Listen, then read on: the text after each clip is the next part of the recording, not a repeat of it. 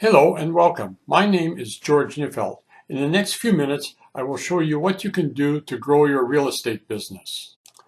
Real estate is a fascinating business, but as shown by the two graphs, it's also a challenging one.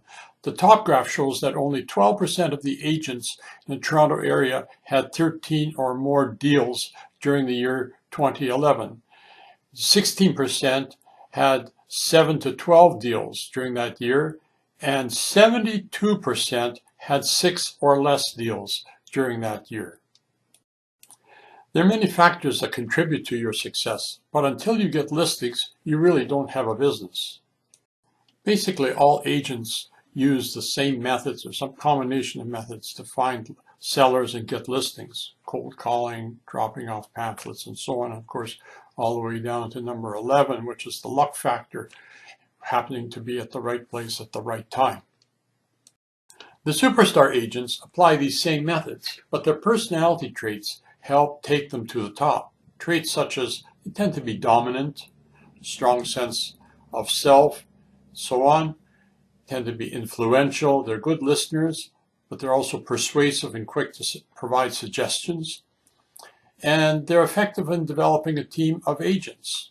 But I want to stop you here. Even if you are not a superstar, there are things you can learn and do to be a successful real estate agent. Let's look at it from the client perspective, beginning with how do clients identify agents with whom to discuss their plans to sell or buy? Well, it's who they know, who they observe as being successful, referrals, past experiences, recent brochure, search on the web, and so on. So you've been selected, you're meeting with the prospective client, you're in the door, but in effect you're still being interviewed. So how do clients select the agent with whom to work, be it to list or buy? I suggest it's on the basis of such things as, do they see you as being trustworthy, respectful, capable, and likely to fulfill promises? Before we go any further, there are two key considerations that we need to make. One is that most people only sell or buy a property a few times during their life.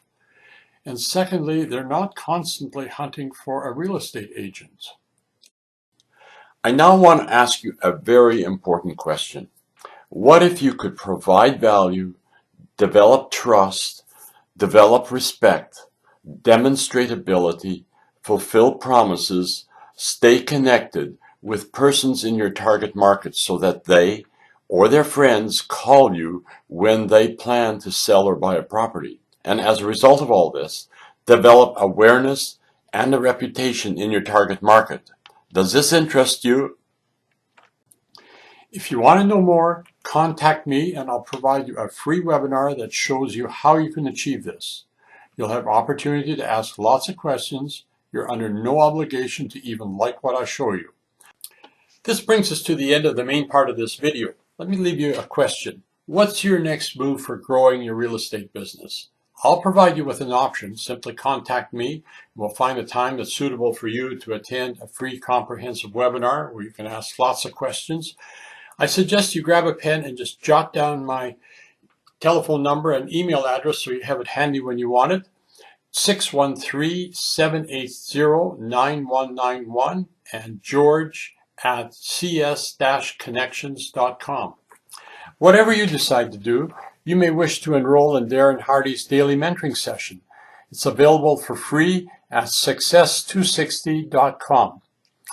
The remainder of this video provides an introduction to me and my wife. I grew up in a Mennonite farming community in Western Canada. My parents were poor but emphasized education. When I graduated from university, I joined Shell as a geophysicist, but found that that wasn't really what I wanted. I went back to university. It was during this time in my life that I experienced the importance of being passionate about achieving a challenging goal. And as a result, I solved a very well-known 25-year-old mathematical problem for my PhD. Since then, I've been in the management consulting business, first at Coopers & Lybrand, which is a large international accounting consulting firm where I became a senior principal, then as co-founder of Bronson, and finally as founder of Traverse Group. It's been a rewarding career, made pretty good money, had lead roles in numerous interesting projects, such as getting the Canadian government to approve $1 billion to participate in the space station. I've worked with numerous interesting people, such as David Johnston, who is now the Governor General of Canada.